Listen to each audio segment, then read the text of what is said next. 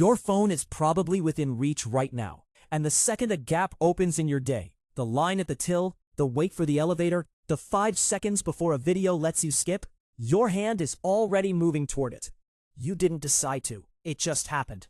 Maybe you tell yourself it's only to pass the time. Maybe you don't feel the reach at all anymore. But take that away. Take a moment today to just do nothing for 1 slow minute. And for most of us, that quiet gets loud surprisingly fast. That itch has a name, boredom. And today, killing it is effortless. A screen in every pocket, endless feeds, shows on demand, games with no last level. A whole world built so that an empty moment never has to last.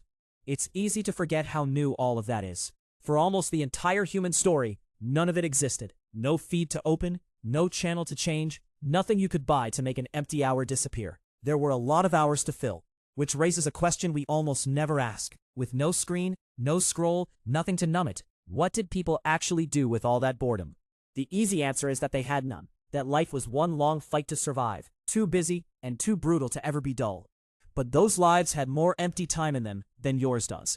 And that emptiness is where almost everything we called culture began. Groups like the hoansi, indigenous people living in the Kalahari Desert, across Namibia and Botswana, often spent only around 15 hours a week finding food, leaving long open stretches with nothing that had to be done.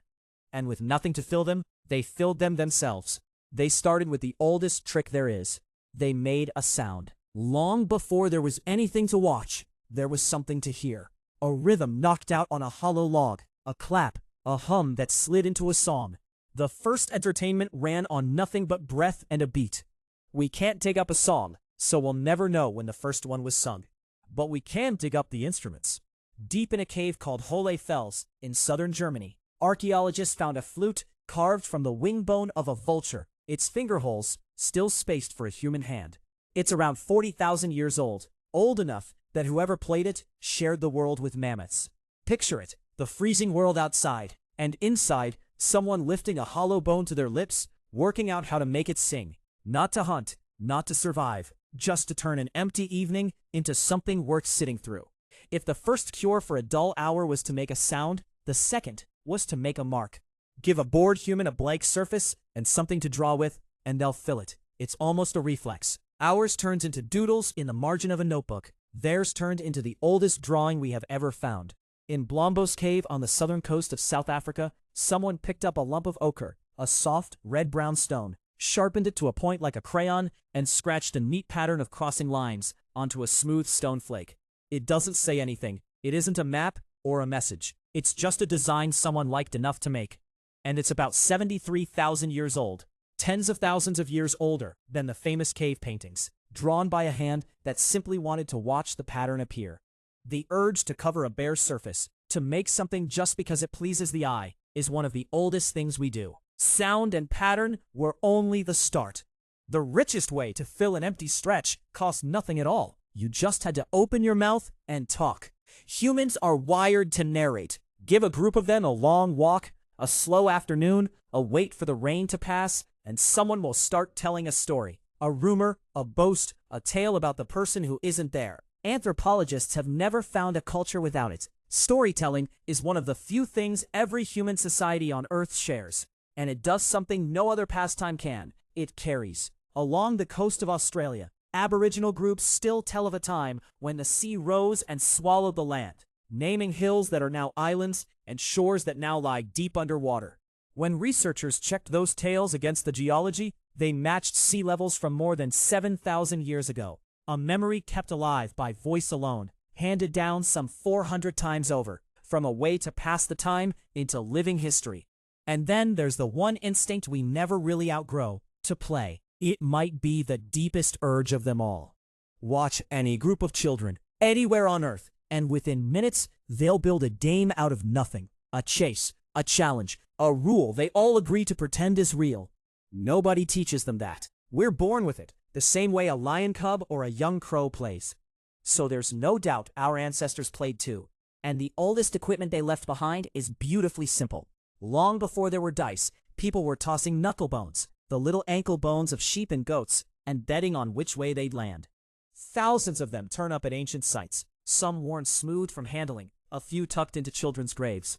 The board games came later, but the impulse behind them, to turn an idle afternoon into a contest just for the fun of it, was already old. There's one last thing people did with all that spare time, and it might be the most personal of all. They made themselves look good. Decorating your own body serves no practical purpose. It won't feed you or keep you warm.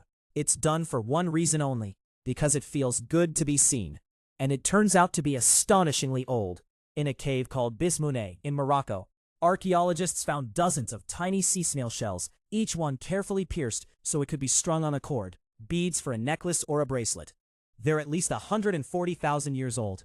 That's older than the cave paintings, older than the flute, older than almost anything else our species has left behind. Sit with that for a second.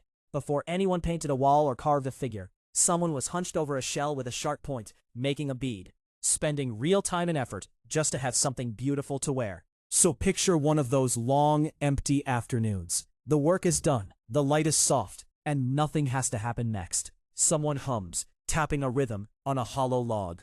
Beside them, a child scratches shapes into the dirt with a stick, just to watch them appear. An elder is halfway through a story everyone has heard 100 times, and everyone still leans in. Two others crouch over a game of thrown bones, howling at a bad throw. And off to one side, someone quietly threads shell after shell onto a cord. Nobody here is bored, not because they have anything to distract them, but because handed an empty hour, they filled it themselves. Now put that next to you. You carry a glowing screen with more music, more shows, more games than anyone could finish in 1,000 lifetimes, and you can still be bored by lunchtime. They had a hollow bone, a handful of shells, and a fire, and from that, they built the first music, the first art, the first games we know of. Same boredom, opposite result. So maybe we've had boredom backwards all along. We treat it as a problem, a dead patch to be killed, deleted, swiped away as fast as we can. But look at what it actually did. Every idle hour was a small, quiet pressure. Do something. With no easy way to escape it, that pressure had nowhere to go but out, into making something new. Boredom wasn't the enemy of all this. It was the engine. The very thing you spend all day trying to avoid might be exactly where you came from. So here's the whole picture. The song in your ears, the doodle in the margin, the story you retell at dinner, the game on your phone, the little thing you wear to feel good. None of it is new. Each one started the exact same way. A person with an empty stretch of time choosing to make something out of it. Take away the screens, the studios, the app stores, and what's left underneath is the oldest creative streak we have, the one that turned dead hours into everything we now call culture. So the next time a gap opens up, the line, the elevator, the 5 dead seconds before the video plays, and your hand starts drifting toward your phone, you don't have to fight it. Just notice what you're really reaching for. Not the glass and the glow, but what's on the other side of it. Something to listen to, something to look at, a story, a game, a face.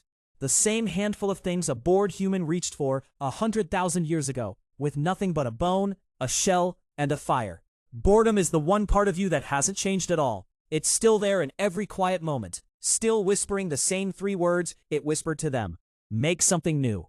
Maybe every so often, it's worth listening, and filling one empty hour the way they did. Yourself.